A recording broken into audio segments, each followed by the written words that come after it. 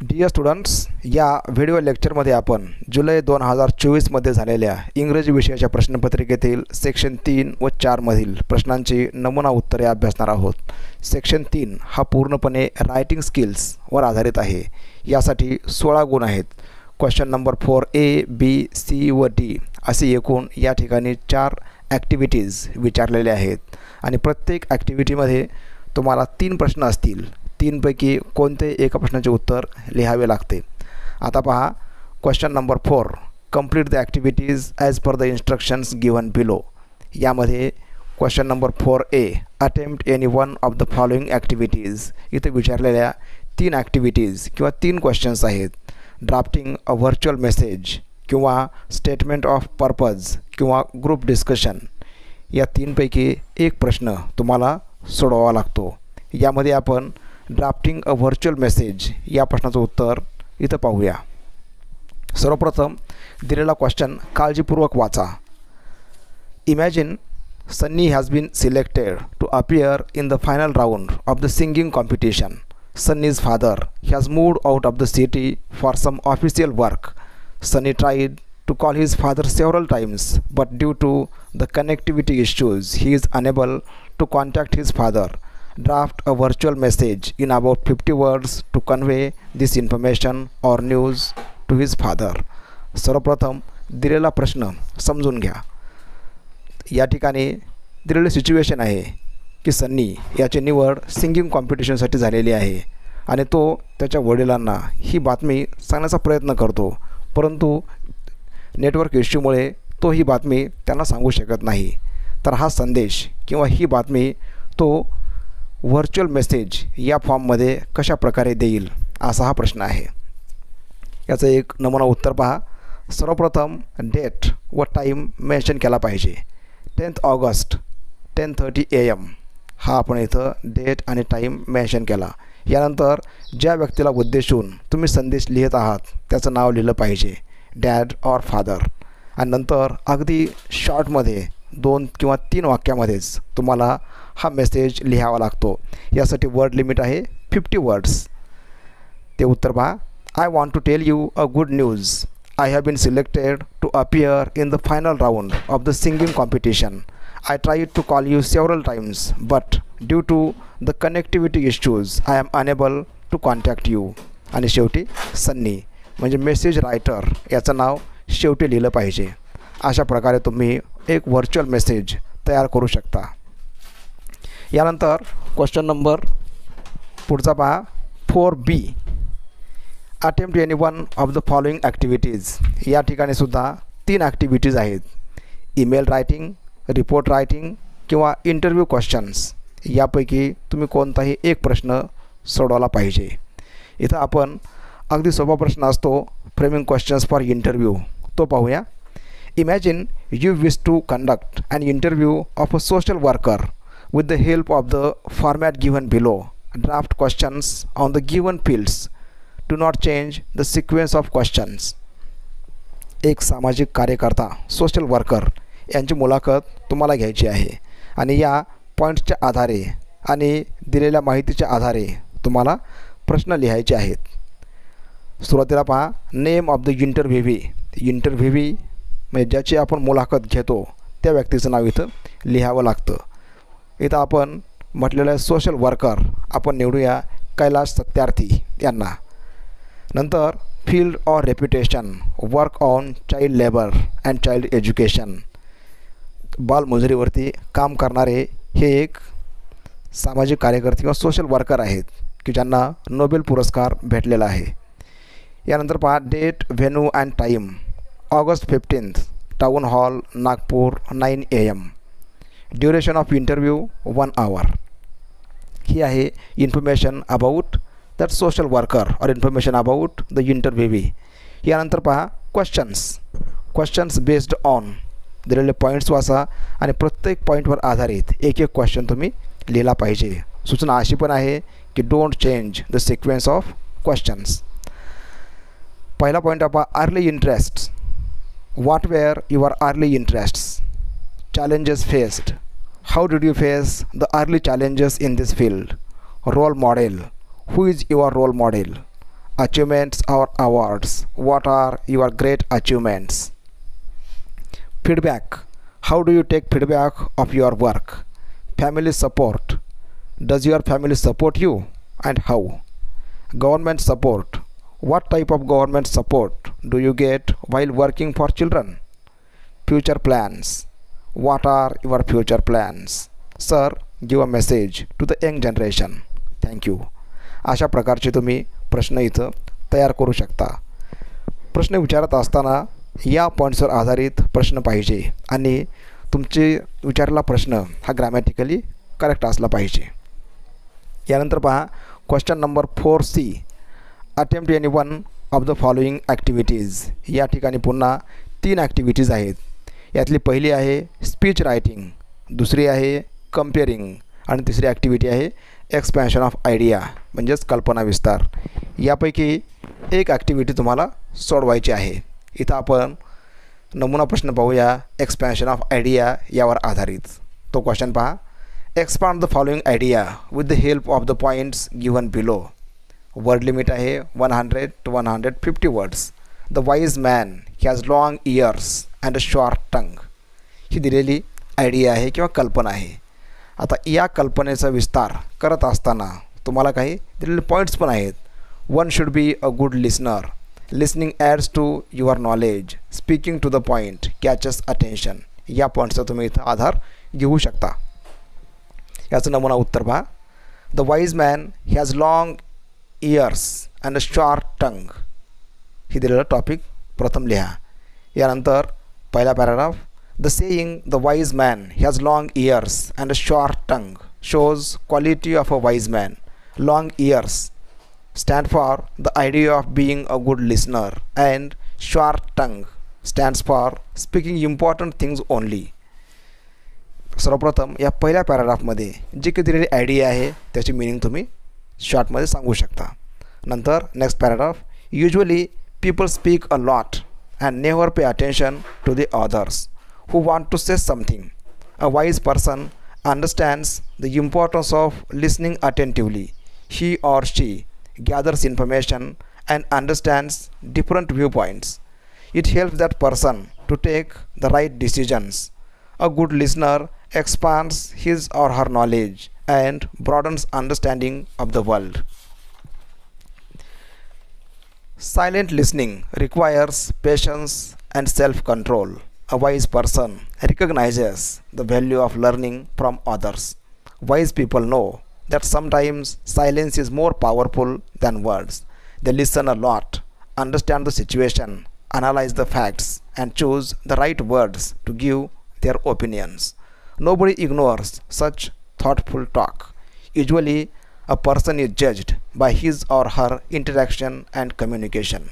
We should embrace the principle of long ears and a short tongue in our own lives. अशा प्रकारे तुम्ही ही idea expand करून सांगू शकता. यानंतर रायटिंग स्किलमधील शेवटची ॲक्टिव्हिटी पाहूया. Attempt any one of the following activities. या ठिकाणी रिव्ह्यू, फिल्म रिव्ह्यू किंवा बुक रिव्ह्यू यापैकी एक. नंतर ब्लॉग रायटिंग आणि अपील रायटिंग या 3 ॲक्टिव्हिटीज आहेत. इथं आपण अपील रायटिंगवर आधारित प्रश्न पाहूया. Prepare an appeal on the topic avoid unauthorized hoardings and banners with the help of the following points. Reduces the beauty of the area. Distractions on the road causes accidents. ही दिलेले काही points आहेत. Unauthorised hoardings and banners यावर आधारित तुम्हाला एक appeal लिहायचं आहे. सामाजिक जागृती करण्यासाठी अशा प्रकारचे अपील्स लिहिले जातात. याचं एक उत्तर पहा आता. Say no to unauthorised hoardings and banners. Title आपण लिहायचं थोडंसं मोठ्या अक्षरामध्ये, त्याला तुम्ही अंडरलाईन पण करू शकता. Friends, our city is looking ugly and unattractive because of unauthorized hoardings and banners. We may stop it. There should be big taxation on hoardings. Unnecessary hoarding should be banned. They reduce the beauty of the area. Big hoardings cause accidents. Don't you like clean and beautiful city? We can do it by avoiding unauthorized hoardings and banners. Suggest some ways to beautify our city. Come on, come all, let's make a pledge to fight against unauthorized hoardings and banners. अशा प्रकारचा आपण एक आकर्षक स्वरूपामध्ये appeal तयार करू शकतो. या प्रश्नांच्या व नमुना उत्तरांच्या आधारे तुम्हाला आयडिया आली असेल की आपण परीक्षेमध्ये उत्तर कशा प्रकारे लिहिलं पाहिजे. सेक्शन 4 मधील प्रश्नांची उत्तरे पाहूया. सेक्शन 4 हा पूर्णपणे नॉवेल सेक्शन यावर आधारित आहे. Question number 5A, B, C व D असे एकूण या ठिकाणी 4 क्वेश्चन प्रत्येकी 4 गुणांसाठी म्हणजेच एकूण 16 गुणांसाठी प्रश्न विचारले जातील. Question number 5A, complete the activities given below as per the instructions. यामध्ये विचारलेला पहिला प्रश्न आहे पहा, match the columns. Column A आणि कॉलम बी. कॉलम एमध्ये दिलेल्या काही कन्सेप्ट आहेत किंवा म्हणतो आपण लिटररी टर्म आहेत आणि कॉलम बीमध्ये त्यांची मीनिंग दिलेली आहे. सेटिंग म्हणजे the background of the story. Conflict म्हणजे provides interest and curiosity. Plot, course of events आणि थीम म्हणजेच सेंट्रल आयडिया. अशा प्रकारे आपण इथं योग्य जोड्या जुळवू शकतो. Choose the correct alternatives and rewrite the sentences. दिलेले वाक्य पहा. या ठिकाणी रिकाम्या जागी योग्य तो शब्द तुम्ही लिहायचा आहे. Stream of consciousness is a phrase coined by William James. Frankenstein is considered as the first novel based on science and technology. The word novella is originated from the Italian word. The picaresque novel narrates the adventures of the protagonist. या ठिकाणी पहिल्या 4 गुणांसाठी या objective activities असतात. यानंतर पुढचे प्रश्न आहेत आन्सर इन अबाउट 50 वर्ड्स. साधारणतः 50 शब्दामध्ये तुम्हाला उत्तरं लिहायची आहेत. या ठिकाणी 3 कादंबऱ्यावर आधारित एकूण 6 प्रश्न विचारले जातात आणि हे सर्व प्रश्न अनिवार्य आहेत, कंपल्सरी आहेत. यातला पाहूया question number 5B. Answer in about 50 words to the questions given below. To Sir with Love कादंबरीवर आधारित 2 प्रश्न पहा. The extract represents E.R. Braithwaite as a silent observer in To Sir with Love. Explain. टेक्स्टबुकमध्ये जो घेतलेला extract आहे to Sir with लव या कादंबरीमधील, या एक्स्ट्रॅक्टमध्ये E.R. ब्रेथवेट हा फक्त कोण आहे? इथं म्हटलं आहे सायलेंट ऑब्झर्वर. तर हे वाक्य तुम्हाला स्पष्ट करून सांगायचं आहे. याचं उत्तर पहा.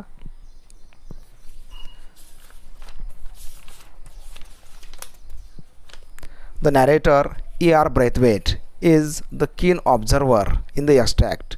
It shows the proceedings of the half-yearly report of the Students' Council. The narrator observes everyone and everything minutely. He comments on the behavior of the students and teachers. He tells us that there is improvement in the conduct of his students. By observing the progress in his students, the narrator was immensely pleased. He describes the scene from his heart. यानंतर second question पहा. Justify how the half-yearly report of Students' Council was an important event for the teachers and students. दिलेल्या एक्स्ट्रॅक्टमध्ये half yearly report of the students council हा जो काही प्रसंग आहे किंवा हा जो काही प्रोग्रॅम आहे तो विद्यार्थी आणि शिक्षक यांच्यासाठी कसा महत्त्वाचा होता असा हा प्रश्न आहे. याचं उत्तर पहा. The half-yearly report of the Students' Council was an important event in Greenslade School. All the class they represented their reports through their representatives. All the teachers were very eager to know the performance of their students. Throughout all the reports, the emphasis was on what they understood rather than on what they were expected to learn. The students of the narrator's class were troublemakers. The narrator was anxious to know the performance of his class. All the students performed well in the program and the narrator felt proud of them. यानंतर question number 5C. पुन्हा तोच question आहे. Answer in about 50 words. इथला पहिला question पहा. Compare the characters Passepartout and Detective Fix from the novel Around the World in 80 Days. या कादंबरीमधील पासपर्तू आणि detective fix या दोन पात्रांची तुलना करा, अशा प्रकारचा हा प्रश्न आहे. Around the World in 80 Days is an adventure novel written by Jules Verne. Passepartout and Detective Fix are two important characters from the novel. Passepartout is the loyal servant of Phileas Fogg. He is faithful to his master and supports him in the world journey. Detective Fix is also a brave and dutiful character from the novel. He believes that Phileas Fogg is the bank robber and puts many obstacles in Fogg's path to arrest him. At last, Detective Fix comes to know that Fogg is not a bank robber. There is happy ending of the story. यानंतर पुढचा question पहा. Auda's acceptance of Fogg's marriage proposal is a pleasant part in the plot of Around the World in 80 Days. Comment.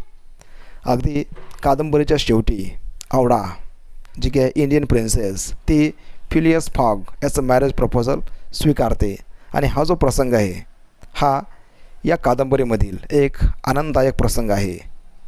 यावरती तुमचं मत काय किंवा comment करा, असा हा प्रश्न आहे. याचं उत्तर पहा. The plot of the novel around the world in 80 days is full of adventures. Auda's acceptance of Fogg's marriage proposal is the pleasant climax of the story. Phileas Fogg travels around the world in 80 days, but he thinks that he has missed the deadline. He believes that he has lost the wager. He is seriously depressed. Auda and Passepartout are also so worried that they too can't eat or sleep. At that sad moment, Auda accepts Fogg's marriage proposal. It is a very pleasant part of the plot. यानंतर शेवटची activity पहा. Answer in about 50 words to the questions given below. The sign of 4 कादंबरीवर आधारित या ठिकाणी 2 activities विचारलेल्या आहेत. यातला पहिला क्वेश्चन पहा. Sherlock Holmes is the leading character in the extract. The sign of 4 elaborate. The sign of 4 या कादंबरीमधील शेरलॉक होम्स हे एक लीडिंग कॅरेक्टर किंवा महत्त्वाचे पात्र आहे, हे तुम्ही स्पष्ट करून सांगा, असा हा प्रश्न आहे. याचं उत्तर पहा. Sherlock Holmes is the main character in the novel The Sign of 4. He is a private detective. Dr. Watson, the narrator of the novel, describes him as a sharp and highly intelligent person. He helps Mary Marston to solve her case. He is a clever, skillful, and courageous character in the novel. Dr. Watson was his friend who helps him and keeps a record of his cases.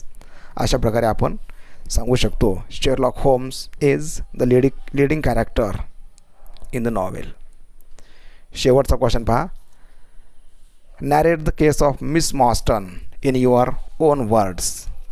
या कादंबरीमधील miss मॉर्स्टन यांचं नेमकं प्रकरण, केस कशी आहे, हे तुमच्या शब्दामध्ये उत्तर सांगा, असा प्रश्न आहे. Miss Mary Morstan, a young woman who visits Sherlock Holmes and Dr. Watson to seek advice. Her case is very strange. She tells that her father disappeared some 10 years ago. She receives a large pearl in the mail on the same day of every year.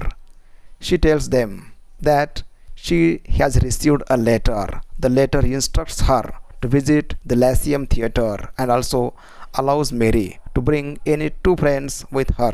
This is the strange case of Miss Marston. अशा प्रकारे आपण सांगू शकतो miss मॉर्स्टन यांची केस कशा प्रकारची होती.